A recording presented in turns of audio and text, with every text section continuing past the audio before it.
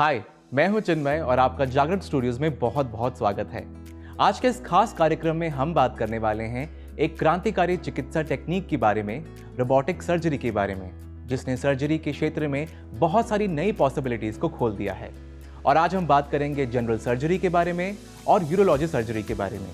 और इन दोनों के बारे में बात करने के लिए आज हमारे साथ में दो ऐसे डॉक्टर्स मौजूद हैं जिन्होंने रोबोटिक सर्जरी में बहुत सारा योगदान दिया है।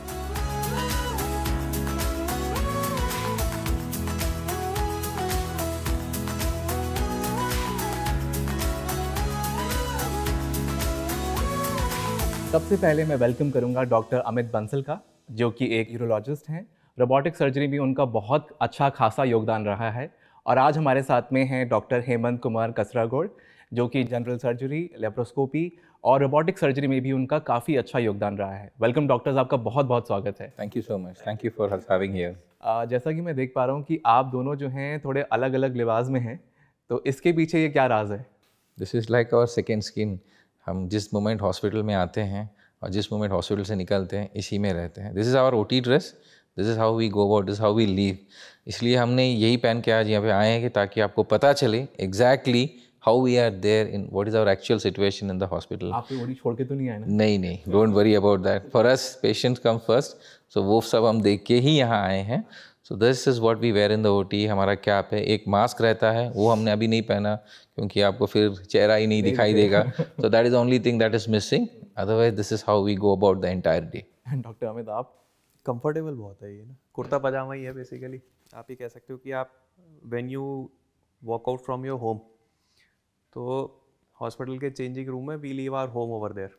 अच्छा, ठीक है। Once we switch into this dress we are doctors. Feel आती है थोड़ा सा, आप कह लो, अगर सादे कपड़ों में। और दूसरा जो है, ये कपड़े कंफर्टेबल बहुत है।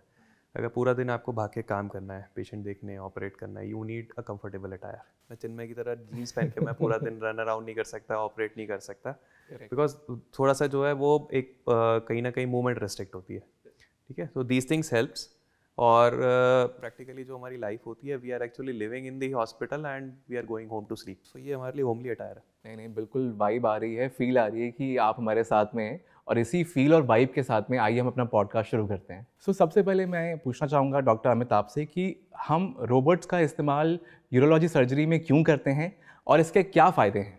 देखो, एक टाइम था जहाँ पे कि ना ओपन सर्जरी गोल्ड स्टैंडर्ड हुआ करती थी। फ्रैंकली उस टाइम पे बहुत ज़्यादा टेक्नोलॉजिकल एडवांसमेंट्स नहीं थी, और कोई भी पेट के अंदर सर्जरी करनी है तो सर्जन को अपने हाथ डालने पड़ेंगे और बहुत बड़ा चीरा देना पड़ेगा। ठीक है। यही रीज़न है कि एक बड़ा चीरा लगता। उस टाइम पे डिक्टम चलती थी, जितना बड़ा सर्जन उतना बड़ा चीरा। उसके बाद धीरे धीरे लेप्रोस्कोपी आ गई, लेकिन लेप्रोस्कोपी में उतनी फिनेस नहीं है। ठीक है। लेप्रोस्कोपी से आप जो है छोटे छोटे होल्स करके आप ऑपरेशन तो कर सकते हो, लेकिन जिस तरीके से मेरे हाथों की मूवमेंट फ्लूइड है, या अगर मेरे हाथों में पेंट वाली मूवमेंट आ सकती है, लेप्रोस्कोपी में वो नहीं मिलती। इन दोनों ही बेनिफिट्स को कंबाइन करता है कहीं ना कहीं रोबोट। यूरोलॉजी की अगर बात करें तो ऐसे एरियाज़ में जहाँ पे कि लेप्रोस्कोपिक सर्जरी करना बहुत ज़्यादा मुश्किल है, और ओपन सर्जरी करने में जो है रिकवरी कम से कम 5 से 6 गुना ज़्यादा लंबी हो जाती है। इन्हीं दोनों फ़ायदों को कंबाइन करके रोबोटिक सर्जरी एक नई टेक्नोलॉजी है। सन 2000 में FDA अप्रूवल आया था। इंडिया में ये करीब सन 2007 से है। यूरोलॉजिकल पेशेंट्स जिनको मेनली प्रोस्टेट कैंसर्स हैं, प्रोस्टेट एनलार्जमेंट है, या जिनको ब्लैडर कैंसर्स हैं, या जिनको किडनी कैंसर्स है, और उसमें भी स्पेशली वो पेशेंट्स जिनमें कि हम लोग सिर्फ ट्यूमर निकाल सकते हैं और किडनी को बचा सकते हैं। क्योंकि पहले होता था कि किडनी निकाल दो पूरी, लेकिन आजकल रोबोट की मदद से हम लोग सिर्फ ट्यूमर निकाल लेते हैं और किडनी बचा सकते हैं। तो मेनली जहाँ तक कैंसर्स की बात होती है, या फिर अगर पेट के अंदर कोई यूरोलॉजिकल एबनॉर्मेलिटीज़ है जिनको लेके बच्चा जन्मा है, तो ऐसे केसेस में जो है ओपन और लेप्रोस्कोपी दोनों के बेनिफिट्स को कंबाइन करती है रोबोटिक सर्जरी, और यहाँ पे मेनली रोबोटिक सर्जरी का रोल है। और यही चीज़ अगर मैं डॉक्टर हेमंत आपसे पूछूं, रोबोटिक जो हम लोग सर्जरी की बात कर रहे हैं, ये कोई नई चीज़ है नहीं। It has been evolution. Surgery की जैसे इवोल्यूशन होती है, जैसे कोई नई जनरेशन्स या नई जो टेक्नोलॉजी इसके साथ साथ आती है, उसके साथ ये इवोल्यूशन हुआ है। 1990 के बाद ये काफ़ी रैम्पेंट हुआ है। एंड इसका एडवांटेज हमेशा ये रहा है कि सर्जन को कंसोल में बैठ के एक सर्जरी करने का एक अनुभव होता है। जैसे हम हिंदू गॉडेस दुर्गा की बात करें, जिसके पास बहुत सारे हाथ हैं, अगर आप कंपेयर करो कि काश एक सर्जन के पास इतना सारा हाथ होता तो वो कैसे वो सर्जरी कर जाता, वैसे ही रोबोट होता है। रोबोट की कभी कभी हमें 5 हैंड्स भी मिल जाते हैं, जिससे कि हम सर्जरी बहुत प्रिसाइज तरीके से कर लेते हैं। जो सर्जरी मैं करना चाहता हूँ, मेरे असिस्टेंट को मुझे बताना होता है कि आप ऐसे करो, इसको लेके जाओ। अगर मान के चलो वो और भी मैं ही अगर कर पाऊँ तो कितना प्रिसिशन से मैं ये सर्जरी कर पाऊँगा। सो होल्डिंग द इंस्ट्रूमेंट्स, ये जो आपका जो ड्रॉबैक रहता है, जो असिस्टेंट का शेकिंग या असिस्टेंट का जो अनुभव ना होने का, वो सब बाईपास हो जाता है आपकी रोबोटिक सर्जरी में। आप एक आर्म को लेके अपने रिट्रैक्शन के लिए या जो जहाँ पे हमें टिश्यूज़ पकड़नी होती है वैसे करते हो, डिसेक्शन यानी जहाँ पे आपको वो टिश्यूज़ रिमूव करने हैं वो करते हो, तो बहुत ही आसान तरीके से हम ये सर्जरी कर पाते हैं। और इसका बेनिफिट मोर सो पेशेंट्स के लिए, बिकॉज एक अच्छी तरीके से प्रिसिशन से ये सर्जरी हो पाती है। So it is some new technology which is given to the patients in the form of evolution कहिएगा या नई टेक्नोलॉजी कहिएगा या कोई चमत्कार कहिएगा, but it is a worthwhile technology. जैसा आपने कहा डॉक्टर की चमत्कारी है, फैसिनेटिंग है काफ़ी ये। डॉक्टर हेमंत, आप मुझे बताइए कि ऐसे कुछ एग्जांपल्स हैं यूरोलॉजी में जहाँ पे रोबोट से हम किस किस तरह की सर्जरी को सक्सेसफुली कर सकते हैं? ओके, क्वेश्चन, यूरोलॉजी इनका ब्रांच है, अमित का ब्रांच है। मैं जीआई सर्जन हूँ, तो मेरा जो स्पेसिफिक है जीआई यानी पेट के सर्जरीज में, और इसमें मैं जो करता हूँ जीआई कैंसर से लेके बेरियाट्रिक सर्जरी से लेके कभी कभी नॉन ऑन्कोलॉजी यानी जो कैंसर वाला नहीं है, ट्यूमर नहीं है, जैसे हाइटिस हर्निया हो गया, basic even gall bladder surgeries हो गया, अपेंडिक्स सर्जरी हो गया। सो कई सारे सर्जरीज हम इसमें कर सकते हैं। अब रोबोट का क्या है अप्रोच, देखिएगा आप जैसे अपने हाथ को लेते हो, लैप्रोस्कोपी में क्या है कि आपका हाथ ऐसे ही द इंस्ट्रूमेंट ऐसे ही चलता है और कोई मूवमेंट नहीं होता है। जो रोबोटिक आर्म्स है उनका मूवमेंट ऐसे होता है, ये देखते हैं आप, you can completely work it any space any field and go there. Cameras हालांकि लैप्रोस्कोपी में भी हैं, उसमें भी कैमरास जो हैं जो टेक्नोलॉजी से होता है, मोस्ट ऑफ द टाइम वो स्ट्रेट वाला ही होता है। इवन रोबोटिक कैमरास में ना आप ऐसे घूम के हर जगह प्रिसीशन से देख रहे हो कि आगे आपके पीछे साइड में क्या हो रहा है। सो you have a better visuality, जो आप बेटर अच्छी तरीके से देखते हो, आपका टिश्यू हैंडलिंग बेटर हो जाता है, और अब जब डिग्रीज में काम करते हो, जिस वैरायटी में आप काम करते हो, ये बहुत आसान हो जाता है। There are some tough areas in the body, जैसे फॉर एग्जाम्पल पीरोपेल्विक्स, that is a tough surgery, urology का सर्जरी वहीं आता है। हमारे लिए जो बबल रेक्टम सर्जरीज है, एनल कैनाल सर्जरीज है, वहीं आता है। फॉर एग्जांपल मैं आपको एक बात बताता हूँ, जैसे ट्यूमर होता है, बिल्कुल कैंसर होता है एनल कैनाल के पास। अब इसमें क्या है कि जो लिटरेचर हमें बताता है कि हम इसमें पूरा का पूरा एनल कैनाल निकाल दें, परमानेंट स्टोमा बना दें, और लोगों को वो एक प्रॉब्लम हो जाती है, ज़िंदगी भर अपना इंटेस्टाइन बाहर रख के यहाँ करना होता है। विद अ रोबोटिक सर्जरी आप वहाँ तक जाके प्रिसीशन से उसको काट के आप स्पिंक्टर स्पेयरिंग सर्जरी जो हम बोलते हैं उसको करके आ सकते हो। सो that is one advantage with the robot, because आपकी विजुअलिटी अच्छी है, अप्रोच अच्छी है, पहुंचना अच्छा है, वहाँ जो सर्जरी आप कर सकते हैं वो बहुत अच्छी तरीके से होता है। दूसरे एंड पे देखा जाए जहाँ हाइटस यानी जो आपका थोरैक्स और एब्डोमेन के गैप में जो रहता है, वहाँ पे जो सर्जरीज करनी होती है, लैप्रोस्कोपी में भी हमें अच्छा सा विजुअलिटी मिलता है, but when it comes to robotic surgeries आपका एडवांटेज बहुत अच्छा खासा है वहाँ पे। जिस प्रिसिशन से हम सर्जरी कर सकते हैं उसका कोई कोई कोई कंपैरिजन नहीं है। It's something which is there to exist, रहता ही है। अगर मैं आपसे पूछूं डॉक्टर अमित, तो आप बताइए मुझे। जैसे मैंने कहा था, और जैसे डॉक्टर हेमंत ने भी बहुत अच्छे से बताया, डिफ़िकल्ट टू एक्सेस एरियाज़, और साथ ही वो एरियाज़ जहाँ पे कि आपको बहुत ज़्यादा फिनेस चाहिए। देखो हिंदी में कहते हैं, एक कहावत है, 100 सुनार की एक लोहार की, ठीक है? तो आप लोहार को as a very heroic imagine करते हो कि एक बारी में कर दिया। Your body is like gold, gold ornaments लेकर के आप लोहार के पास कभी नहीं जाओगे, ठीक है? You will go to a सुनार। तो robotic technology is that kind of सुनार। सुनार का जो काम होता है वो बहुत महीन काम होता है, ठीक है, बहुत ही फिनेस वाला काम होता है। सुनार को अगर आप इमेजिन करोगे या किसी जौहरी को आप ऐसे इमेजिन करोगे तो यू विल इमेजिन कि इसकी आँख के ऊपर एक लेंस लगा हुआ है, बहुत ही बारीकी से वो काम कर रहा है। Now factor that picture into a surgeon. Surgeon जो है एक VR हेडसेट या 3D गॉगल्स लगा के बैठे, उनके हाथ में गिम्बल है, ठीक है? He is controlling a robot. See, robot is nothing fancy. Robot is a machine. ठीक है, उसको कंट्रोल सर्जन ही करता है। एक मिथ रहती है बहुत ज़्यादा कि रोबोट ऑपरेशन कर रहा है, सर्जन तो कुछ नहीं करता। It is not like that. Automatic गाड़ी की तरह है कि आप ही बंदा एक चाहिए बैठने के लिए, ड्राइव मोड पर डालने के लिए, स्पीड ब्रेक देने के लिए। Robot is something like that. तो जहाँ पे डिफ़िकल्ट टू एक्सेस एरियाज़ होते हैं वहाँ पे हमें चाहिए कि हमें विजन अच्छा हो, ताकि दिखाई अच्छा दे। दूसरा, हमारे इंस्ट्रूमेंट्स इतने छोटे हों जो कि ईजिली वहाँ पहुँच सके बाकी जगह को डैमेज किए बिना। और तीसरा, वहाँ जाके हमारी मूवमेंट्स ऐसी हो जो कि एक पेंट जैसी मूवमेंट हो। अगर आपकी रिजिड मूवमेंट है, लेफ्ट राइट, आगे आगे पीछे ऊपर नीचे, तो you will and up causing more damage. तो यहाँ पे हमारे पास जब दोनों के कंबाइंड बेनिफिट्स मिलते हैं, लैप और ओपन सर्जरी के, वहाँ पे रोबोट फैक्टर इन होता है। तो स्पेशली जो यूरोलॉजी में स्टार्टिंग में रोबोट आया था, that came specifically for prostate cancer surgeries, क्योंकि प्रोस्टेट एक बहुत ही डिफिकल्ट लोकेशन पे, अगर आप यहाँ सेंटर में नाभि के नीचे फील करोगे, जो बोनी एरिया है उसके जस्ट पीछे बैठा है वो, तो ओपन सर्जरी से भी आप डायरेक्ट प्रोस्टेट तक नहीं जा सकते, because you can not break the bone, so you have to go behind, आपको पीछे जाना है और फिर अंदर जाना है, ठीक है। तो it becomes very difficult to operate. यही होता था कि जब हम कई साल पहले ओपन सर्जरीज होती थी, तो उसके बाद पेशेंट जो है 4-6 ट्यूब अपने जो है एटलीस्ट 3 ट्यूब पेट से लगा के जो है हफ्ता भर तक जो है बेड पे लेटे रहते थे, घूम नहीं पाते थे। और यहाँ पे हम जब रोबोटिक सर्जरीज करते हैं प्रोस्टेट की, तो पेशेंट सेकंड डे जो है डिस्चार्ज हो जाता है तुरंत, नेक्स्ट डे से हम चला देते हैं। वहीं बात करें अगर हम किडनी कैंसर्स की, तो जब आज से करीब 16 साल पहले जब हम लोग मेडिकल कॉलेज में थे, तो वहाँ डिक्टम होती थी कि किडनी में कैंसर हुआ, ट्यूमर हुआ, you take out the kidney.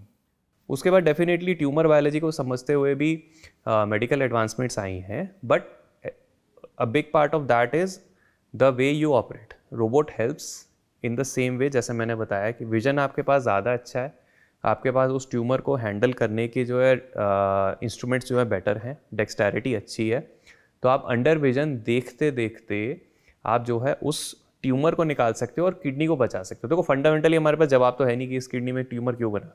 I am not saying कि मैं मेडिकल साइंस को निगलेक्ट कर रहा हूँ या कुछ कर रहा हूँ, लेकिन फ्रैंकली 100% केसेस में हमारे पास नहीं होता जवाब। तो आप ये सोचो कि मेरे को ये भी नहीं पता ना कि दूसरी किडनी में ट्यूमर बनेगा नहीं बनेगा, राइट। तो उस किडनी को बचाना जितना हो सके, दैट इज एसेंशियल। और उस किडनी को अगर बचाना है और ट्यूमर को निकालना है, you need to have number one a skilled surgeon and the latest technology. Robot is the latest technology for that, ठीक है। यहाँ पे जो है रोबोटिक्स का फायदा होता है। इनफैक्ट अब जो है, जो आप मीडिया में हो, आपको पता है कि लाइटिंग और इन सब का जो है बहुत ज़्यादा फर्क पड़ जाता है कि बंदा अपीयर कैसे हो रहा है। रोबोटिक्स में भी काफ़ी हद तक ये इनकॉर्पोरेट होता है, फायरफ्लाई टेक्नोलॉजी होती है, उसमें जो है ये आप जस्ट जिस लाइट में आप अंदर देख रहे हो, एक डाई डालने के बाद जस्ट उसको अगर आप इंफ्रारेड स्पेक्ट्रम में ले जाके हम देख सकते हैं, जो कि नॉर्मल नेकेड आई से हमारे लिए पॉसिबल नहीं है, लेप्रोस्कोपी में भी बहुत मुश्किल है। तो रोबोटिक्स में हम इंफ्रारेड, सिर्फ उसको इंफ्रारेड स्पेक्ट्रम में हम देख सकते हैं, वो हमें बता देता है कि अच्छा ये एरिया ट्यूमर का है और ये एरिया नॉर्मल किडनी का है, तो हम उसमें देखते देखते ट्यूमर निकाल सकते हैं और किडनी बचा सकते हैं। तो ये एडवांसमेंट्स इतनी ज़्यादा है and it is a very good thing कि इंडिया में जो है बीते कई सालों में ये चीज़ आई है, यहाँ रिफाइन हुई है, and we have been successful in delivering good results to the patients, because nowadays we never say that cancer is death. People are aware, and with the advancement of technology and science, people are living very long. In fact, जब हम prostate cancer की अगर बात करते हैं, तो now we talk in terms of 15-year survival, 20-year survival. Okay. तो definitely यहाँ पे मैन और मशीन का जो कॉम्बिनेशन है, that has been very beneficial to the patient, and a big part of that is robotic technology. Correct. अगर doctor मैं बात करूँ आप लोगों की, तो आप लोगों के लिए भी आई थिंक ये काफ़ी हेल्पफुल हुआ है रोबोटिक्स का बीच में आना, क्योंकि आई थिंक उससे आप लोगों के भी जितने भी प्रोसीजर्स थे या जिन लेंदी प्रोसीजर्स को आप फॉलो करते थे, वो भी काफ़ी कम हो गए और मोर एक्यूरेसी इसमें आ चुकी है, विच इज़ ग्रेट। एब्सोल्युटली। सी, जब हम ऑपरेशंस भी करते हैं, कई टाइम ऐसा होता है कि in a day we are performing some 7-8 surgeries. आप उस 7-8 सर्जरीज में you have to be good at every surgery, you can not compromise. So for a surgeon also robotic provides that, keeps you fresh, keeps you going, less bias, कि आप आराम से कर रहे हो, अपनी सर्जरीज कर रहे हो, यू आर नॉट स्ट्रेस, क्योंकि आप जिस पोजीशन पे बैठ के कर रहे हो, आप एक रोबोटिक आर्म को कंट्रोल कर रहे हो, तो एक सर्जरी अच्छी तरीके से हो जाती है। विच समटाइम्स जो लैप्रोस्कोपी सर्जरी हम करते हैं, कई सर्जरीज तो हमारे 3-4 घंटे का होता है, तो आप सोचिए हम खड़े हो रहे हैं 3-4 घंटे और उसी प्रोसीजर में हम अगले प्रोसीजर में जाते हैं, बॉडी की थोड़ी बहुत थकावट तो होती है, काफ़ी टैक्सिंग होता है। यस। सो ये भी एक रोबोटिक सर्जरी का एडवांटेज है कि आप कंफर्टेबली बैठ के कंसोल में देख के एंड विद दैट पोजीशन आप सर्जरीज कर रहे हो। जैसे डॉक्टर अमित ने कहा है, वी हैव अभी जो हमारे पास टेक्नोलॉजीज़ आ रही हैं उसमें हम CT MRI भी साइमल्टेनियसली कंपेयर करके वी कैन रियल टाइम में हम उसको, जैसे ट्यूमर निकालना हो, कोई डिफ़िकल्ट पैथोलॉजी निकालनी हो, वो एकदम हम करेक्ट कर सकते हैं। सो पहले क्या था कि हमारे पास स्कैन्स होते थे, स्कैन्स लगा के करते थे। अब उसी स्कैन्स को हम बॉडी में कंपेयर करके जहाँ हम ऑपरेट कर रहे हैं उसके अकॉर्डिंगली जा सकते हैं। सो बहुत टेक्नोलॉजी अच्छा बढ़ा हुआ है and we are able to use that is an advantage. इसलिए this is a progressive field, यानी आगे ये काफ़ी हद तक जाएगा। परफेक्ट। अगर आप जैसे सर्जन सर ने राइट ही बोला है, इस चीज़ को हम कहते हैं सर्जन्स फटीग। अगर मैं पेशेंट के हेड एंड पे खड़ा होकर के अगर मेरे को पेल्विक सर्जरी करनी है, प्रोस्टेट की बात करते हैं यहाँ पे, तो मेरे आप बिल्कुल समझने में कोई ऐसी डिफ़िकल्टी नहीं होगी। अगर मेरे को इसमें पेट के अंदर ऑपरेट करना है नीचे की तरफ, तो मुझे पेशेंट के हेड एंड पे खड़ा होना पड़ेगा। पेशेंट जितना ज़्यादा लंबा होगा it will become more difficult for me नीचे पहुंचने के लिए। लेप्रोस्कोपी की बात कर रहा हूँ। तो इसमें क्या होगा कि आप अगर इमेजिन करो कि आपको इस तरीके से अगर 2 घंटा 3 घंटा खड़ा रहना पड़ रहा है या ज़्यादा खड़ा रहना पड़ रहा है, तो 1-1.5 घंटे में एक फटीग सेट इन हो जाता है। करेक्ट। ठीक है, सर्जन थकने लगता है। मैं तो सोच के थक रहा हूँ। ठीक है, तो अगर ये होगा तो 2 ही पॉसिबिलिटी रहेंगी। एक तो स्पीड ऑफ सर्जरी कम हो जाएगी, दूसरा सर्जन को ब्रेक ज़्यादा लेने पड़ेंगे या फिर उसको बोलना पड़ेगा कि अपने असिस्टेंट को आप हैंडल करो। These things can lead to inaccuracies. Surgery duration बढ़ता है, इनएक्यूरेसीज बढ़ती हैं। इनफैक्ट आप अगर खुद पेशेंट हो तो ये सोचो कि आप चाहोगे कि मेरे केस में सर्जन फ्रेश होना चाहिए सबसे ज़्यादा। देयर इज़ ए रीज़न कि एयरलाइंस में जो है पायलट्स को कुछ घंटे की जॉब के बाद जो है बोला जाता है now you need to take mandatory rest. Correct. ठीक है, उनके पास बहुत सारी लाइफ्स एट स्टेक होती हैं। दे नो कि अगर ये फटीग्ड होंगे और या अंडर रेस्ट होंगे या बियॉन्ड ड्यूटी आवर्स अगर काम कर रहे हैं तो chances of error go high. Correct. ठीक है, same thing applies to medicine also. It may और may not be acknowledged by the general medical community, but me being a surgeon I can vouch for that. Surgeon fatigue is a thing. That is the reason. जैसे doctor Hemant operate करते हैं, हम operate करते हैं, कोई भी अगर हमारी लंबी सर्जरी होती है तो we don't never rush to take second case, we always take some rest and then shift the second case. Now robot helps us in the way because a surgeon, जैसे मैं यहाँ बैठा हूँ वैसे ही जो है बिल्कुल ऐसी तरीके की, इनफैक्ट उससे भी ज़्यादा अच्छी गेमिंग चेयर है हमारे पास। तो अच्छा। जो गेमर जो खेलते हैं ना घंटों घंटों तक उसमें बैठ के, हमारे पास गेमिंग चेयर है। उसके बाद जो है मुझे अपना हेडसेट पहनना है, मुझे गिम्बल पकड़ना है जो कि आपके हाथ में जो मोबाइल है उससे भी हल्का है। अच्छा। उससे बैठ के मैं अब चाहे पीछे होकर बैठूँ आगे होकर बैठूँ, मुझे अगर कॉफ़ी पीनी है तो मैंने कॉफ़ी मग साथ में रख लिया है। ठीक है, और पेशेंट से मैं दूर बैठ करके जो है उसमें स्क्रीन पर देख करके आई एम ऑपरेटिंग, एंड जो रोबोट है वो मेरी ही मूवमेंट्स को पेशेंट के अंदर रेप्लिकेट कर रहा है with zero error. See error is as good as your surgeon is. अच्छा। मशीन का एरर नहीं होता। हाँ। ठीक है, machine it is like an instrument. आपकी गाड़ी ठुक गई तो गाड़ी की गलती नहीं है ना, चला तो आप ही रहते हैं। ठीक है, so error is always human, very rarely machine, क्योंकि मशीन के फेल सेफ और टेस्ट होते हैं। मशीन डिज़ाइन इस तरीके से की जाती हैं कि before any catastrophe happens machine जो है स्टैंड स्टिल हो जाती है। ठीक है, it goes into lock. So it is rarely machine, it is mostly human. So that also depends upon the human expertise and human expertise and your surgeon's expertise. तो अगर आपका surgeon rested है, अगर मुझे पता है कि मैं बैठ के अपना आराम से ऑपरेट कर रहा हूँ तो मैं 4 घंटा 5 घंटा भी ऑपरेट कर जाऊँगा, मैं थकूंगा नहीं। बीच में अगर है भी तो मैंने कॉफ़ी रखी हुई है, मैं कॉफ़ी पी लूँगा, आई विल बी फाइन। ठीक है, इंस्टेड ऑफ कि मैं अगर 2 घंटा 3 घंटा जो एक फिक्स पोजीशन में खड़ा हुआ हूँ। हम ये पॉडकास्ट अभी बैठ के क्यों कर रहे हैं, हम खड़े होकर के क्यों नहीं कर रहे? इसीलिए ना कि हम लोग थोड़ी देर में एग्जॉस्ट हो जाएंगे। करेक्ट। ठीक है, फिर विल फिजेट अराउंड, फिर हम सोचेंगे, विल लुक फॉर प्लेसेस कि कहाँ बैठ जाए कहाँ बैठ जाए। हमारे पास तब तो फ्रीडम है, ऑपरेटिंग पेशेंट में तो मेरे पास नहीं है फ्रीडम। करेक्ट। यहाँ पे रोबोट जो है हमें एडवांटेज देता है। सो डॉक्टर हेमंत, मैं आपसे ये पूछना चाहूँगा कि क्या इसके लिए कुछ अलग से कोई स्किल सेट चाहिए होती है रोबोटिक सर्जरी परफॉर्म करने के लिए, या any surgeon can do it? So any surgeon has to learn, है ना। लर्निंग का एक कर्व होता है अपना किसी चीज़ का। सो हम अपना बेसिक्स जो है हमेशा अपनी पीजी टाइम पे लर्न करके वी गो हेड। फिर हमारा एक्सपीरियंस वही होता है कि आपने कितने साल का एक्सपीरियंस रहा है। So in surgical field of mine I am nearly crossing 20 years myself, you know. तो I have seen the evolution. मैंने पहले ओपन सर्जरीज का एवोल्यूशन देखा है, उसके बाद लैप्रोस्कोपिक सर्जरीज का एवोल्यूशन देखा है, एंड नाउ अभी रोबोटिक सर्जरीज का हम एवोल्यूशन देख रहे हैं। सी, आपका जो basic principles they remain the same, वो वही रहता है जो भी है। आप उसका अप्रोच बदल रहे हो, आप अपना एक तरीका बदल रहे हो।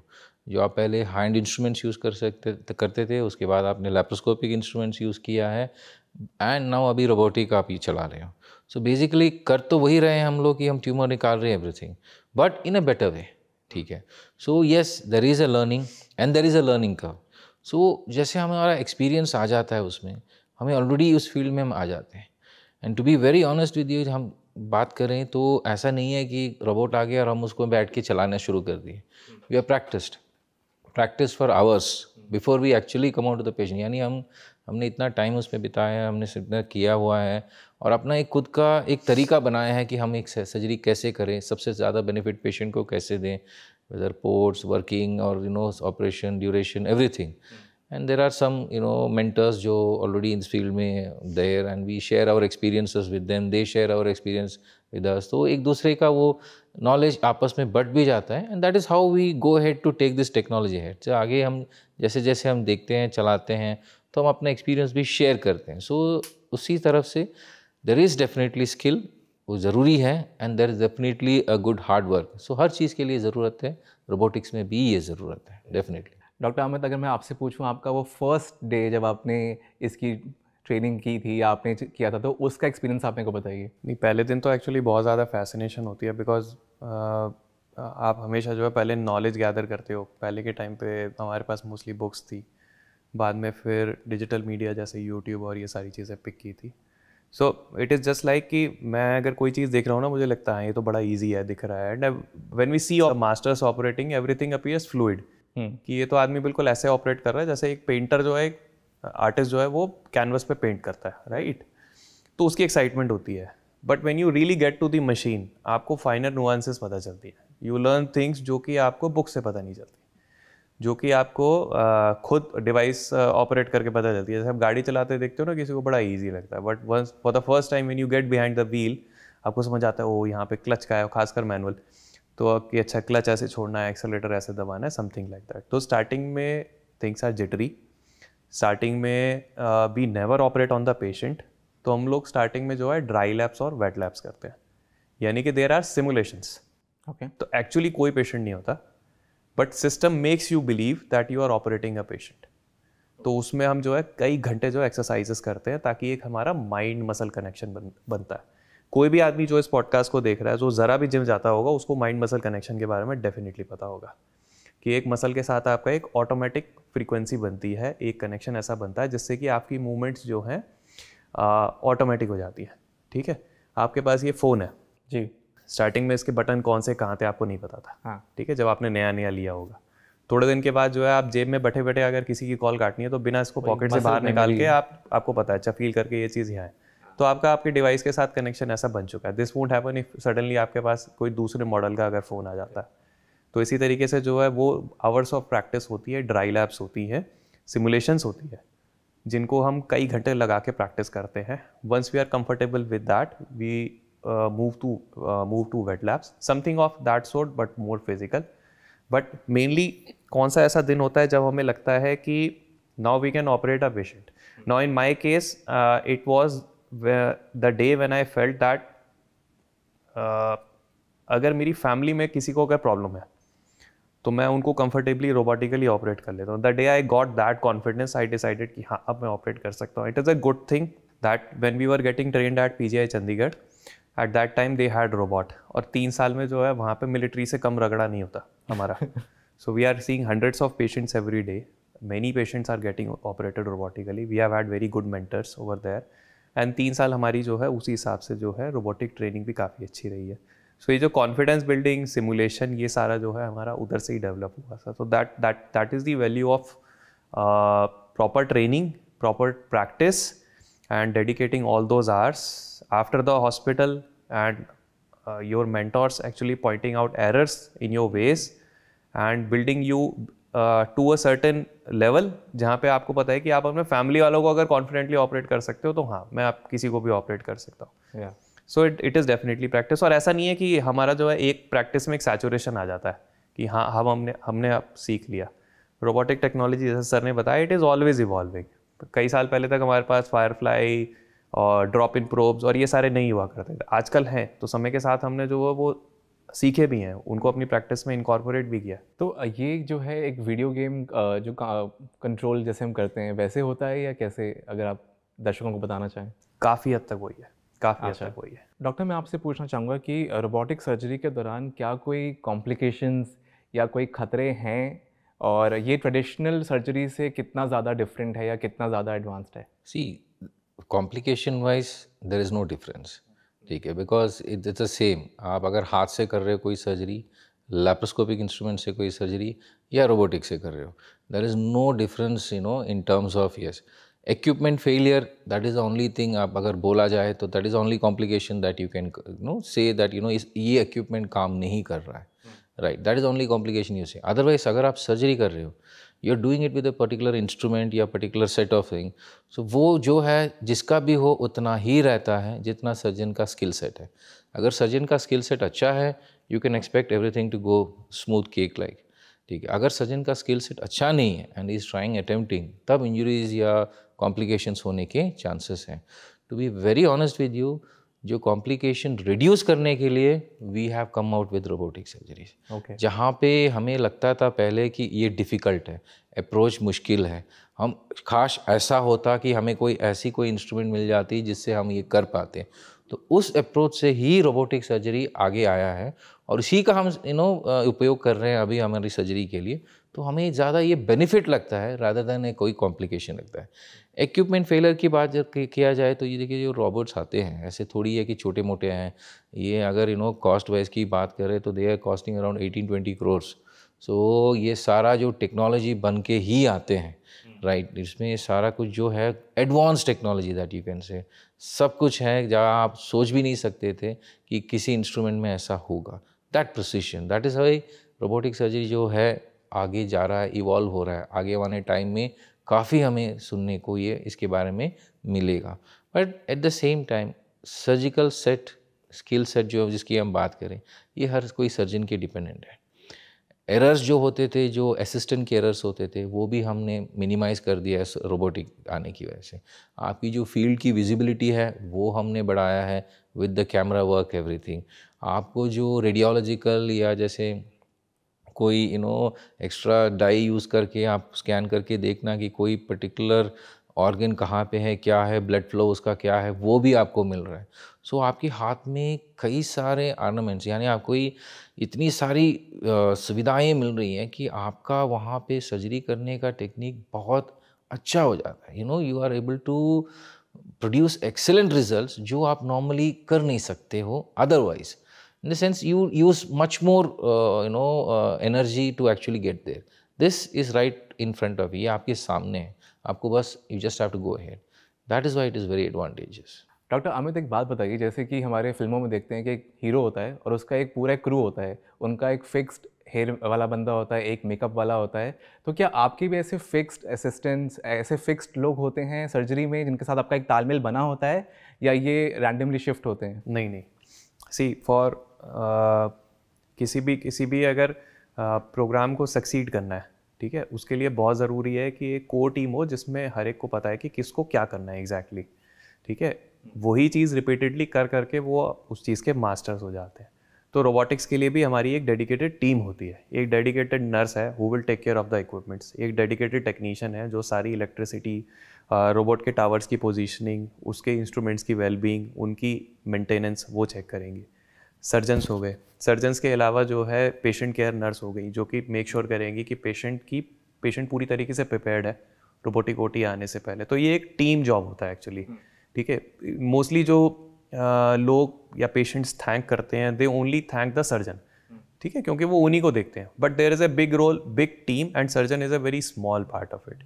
You always have to thank the anaesthetist जो आप पेशेंट को बेहोश करते हैं। There is always a sister who made sure कि आप जब सर्जरी के लिए जा रहे हैं वो पूरी तरीके से प्रिपेयर्ड हो। एक टेक्नीशियन जिसने मेक श्योर किया कि इंस्ट्रूमेंट जो है पूरे प्रॉपर सर्जरी के दौरान काम कर रहे थे। वो बेड साइड असिस्टेंट जिसने आपके सर्जन को सर्जरी करने में टू सम एक्सटेंट हेल्प भी किया।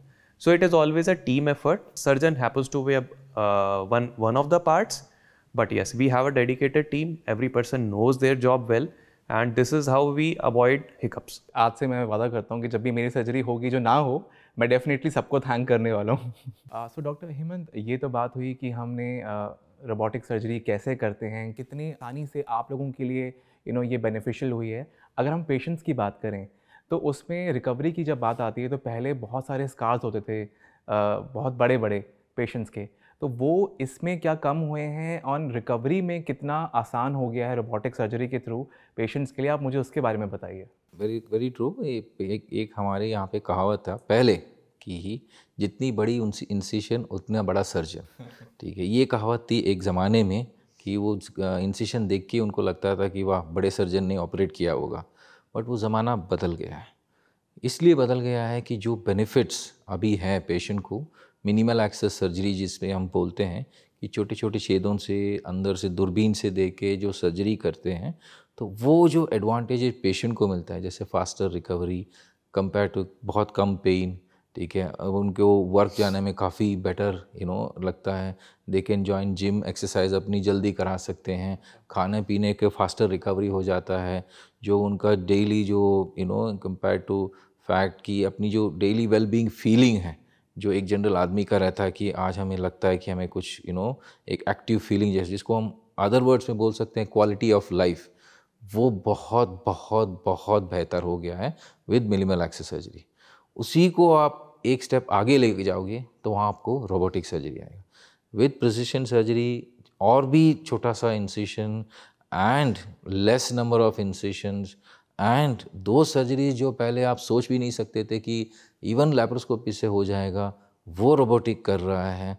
And to certain extent reducing the cost also of certain surgeries, that is where robotic has come. So robotic का जो एवोल्यूशन हुआ है, ऐसा नहीं है कि एक हम मशीन ले आके कुछ अलग कर रहे हैं या कुछ अपने लिए कर रहे हैं।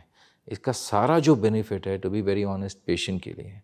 और पेशेंट जिस तरीके से अपना हैंडल करते हैं, जिस तरीके से अपनी लाइफ में रिकवरी हो जाती है, जिस तरीके से वो अपनी डेली रूटीन में वापस आ जाते हैं, much much much much faster. That is why जहाँ पॉसिबल हो वहाँ पे they need to get to robotic surgeries.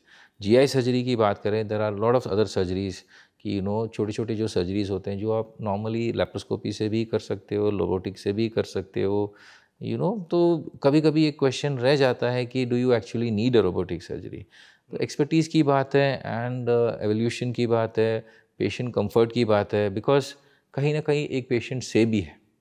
अगर पेशेंट रोबोटिक चाहता है तो हमेशा we can afford, we can give that benefit to them. At the same time अगर पेशेंट बोलता है नहीं डॉक्टर साहब मुझे तो अपना रेगुलर ही कराना है, दैट इज़ ऑल्सो फाइन।